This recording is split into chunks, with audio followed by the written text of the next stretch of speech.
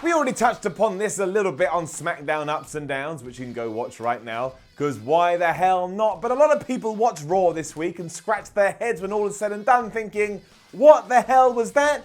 A lot of it made absolutely no sense, and from there's a slight worry that maybe it's us the fans and somehow simultaneously we've all gone crazy. But thankfully now the madness has calmed down, that's not true, and we have some actual facts. Be it Bobby Lashley and Leah Rush just being stuck back together, or the fact we saw Ronda Rousey versus Ruby Riott in a rematch from the Elimination Chamber, although this time it was completely different, there was actually kinda a reason for it all, and that's because WWE made some major last-minute changes to Raw. Why did they do this? Here's why.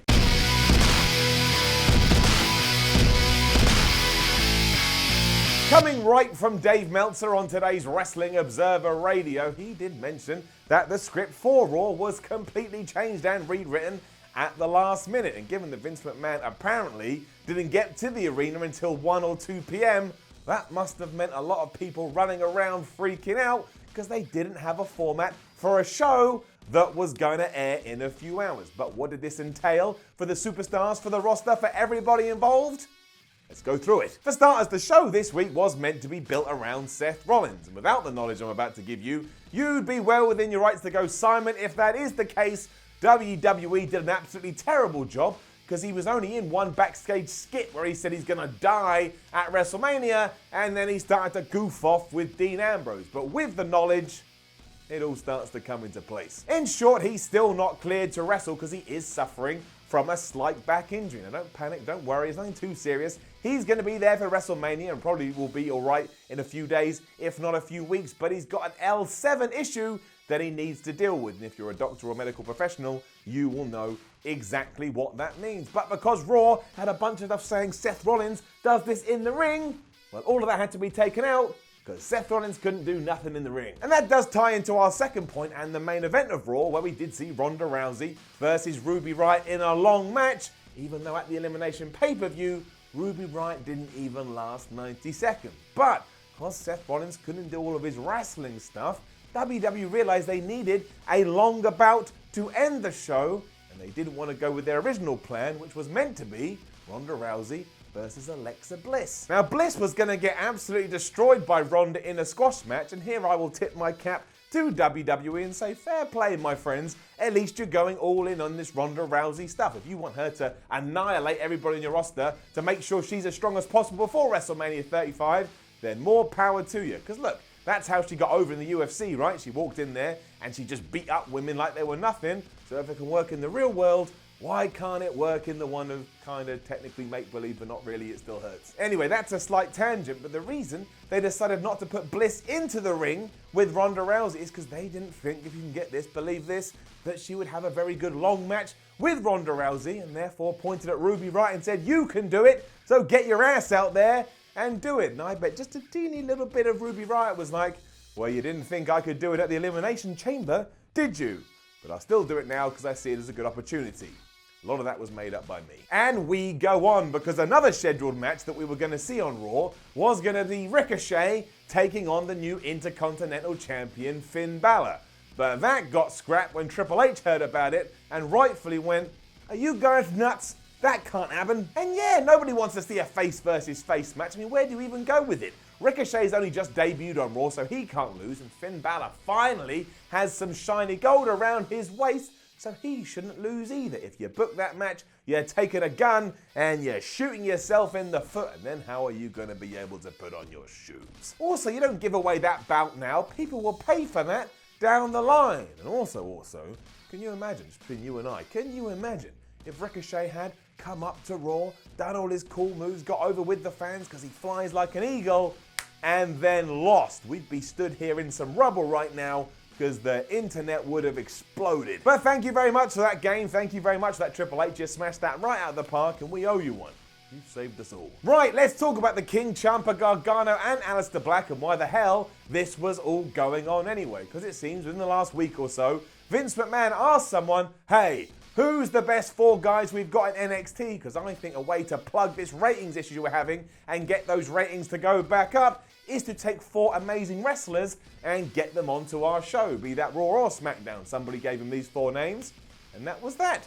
Everything fell into place. The choice was made, and that's a bit like the end of the Ghostbusters movie. It kind of hints at the fact that Vinnie Mac doesn't really give 2 hoots about NXT storylines, because now how on earth are we going to have our proposed Gargano versus Ciampa match at the NXT TakeOver show during WrestleMania weekend without it being absolutely ridiculous, especially if you watch both the main roster and you watch NXT too. There ain't no way to get out of that now, so all that storytelling we've been building up for years, well, we may have just thrown that in the toilet. But you would have to be a right butthole to begrudge any of these 4 guys their opportunity, because I'm sure they've been dreaming of this for ages, and again, they're in a great position to hopefully climb the ladder and make an even bigger name for themselves. The most eyebrow-raising bit of all of this is when we return to that point I made about the ratings, because apparently, allegedly, Vince McMahon looked at his current main roster and thought that everybody that potentially could be pushed was too damaged, and therefore they were a lost cause. The only way to get around that was to bring new guys up and push them super hard out of the gate,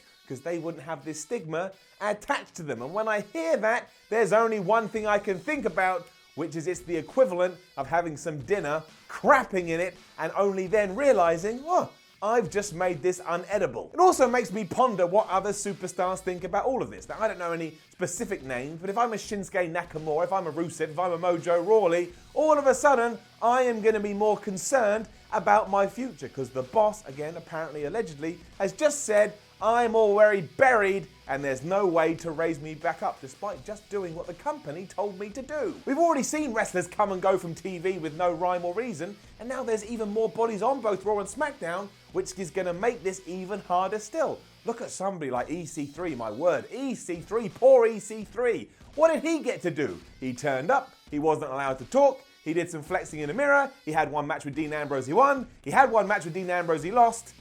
Now he can't even get back on the show. But if you already do feel hard done by and then you hear these kind of things from the boss, maybe something like All Elite Wrestling all of a sudden sounds a little bit more appealing, especially because I don't think you're going to be used. It's a pretty fascinating situation, and one I don't think any of us saw coming, at least not this quickly. That's because, again, the decision was only made a week ago, and that doubly explains why we did it in Lafayette, Louisiana, as opposed to wait just the 2 weeks until we got to Philadelphia. This is being hot-shotted because WWE aren't very pleased with their numbers when it comes to eyeballs and TVs. The most annoying bit about all of this is that I bet in 14 days' time the Philly crowd still goes absolutely ballistic for these 4 dudes, so imagine what it would have been like if we could have thrown the surprise factor into that as well. We also did a wide video on just that around about 24 hours ago, so why not go watch that when you're done here to complete this double act. It's the only way you're going to know everything that's going on. It's all about what happens next, though, to be fair, and given that everything on SmackDown was better than what happened on Raw, and then hopefully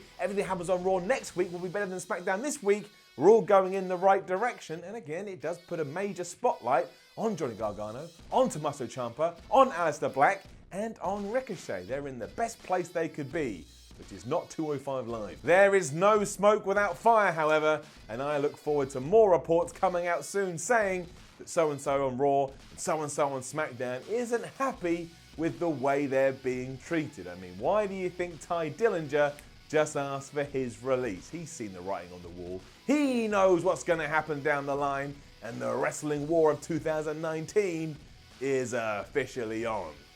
It somehow started with a crazy changing to the Raw script. Not true, probably started when AEW became a thing. But either way, all the walls are falling down. Isn't that right, Chris Jericho? Now, don't forget to leave a comment below and let us know what you think about all of this. Like, share, and subscribe. Head over to WhatCulture.com and read yourself some articles. Follow WhatCulture on Twitter, WhatCulture WWE, and go and watch more videos here on WhatCulture, including that wide video about the travesty that was the Raw crowd. My name is Simon Miller from WhatCulture Wrestling. Thank you very much for watching, and here's some extra little trivia for you. It's being said that Raw was still being written halfway through the show, and that's what used to happen on Nitro, by the way, but let's not talk about that, and that maybe Triple H didn't even know about these call-ups because of some kind of communication issue, and then someone just went out to him and said, by the way, Trips, you've just lost 4 of your best guys, down in NXT. And can you imagine that? What kind of crazy wrestling world are we living in when Triple H doesn't even know his own storylines and where they're going to go? Well, he does know his own storylines, but then it gets pulled out from under him like a massive rug. Somebody go get him a carpet because his feet are going to be cold. And then, of course, there's SmackDown too, because it was never meant to be Kofi Kingston versus Daniel Bryan at Fastlane. It was meant to be Daniel Bryan versus Mustafa Ali. But WWE listened to the fans, they listened to social media, and that changed too. So no matter what you think is going to happen next week or the week after at WrestleMania 35, or even at the Royal Rumble in 2020, don't consider it a 100% lock, because clearly Vince McMahon and his band of merry friends are all up for changing their minds at the last second, which is a bit worrying because it could mean Becky Lynch don't win that title at WrestleMania. And if that happens, I'm going to have to hide because I'm not going to be able to handle the backlash. Let's end this video. I will see you soon.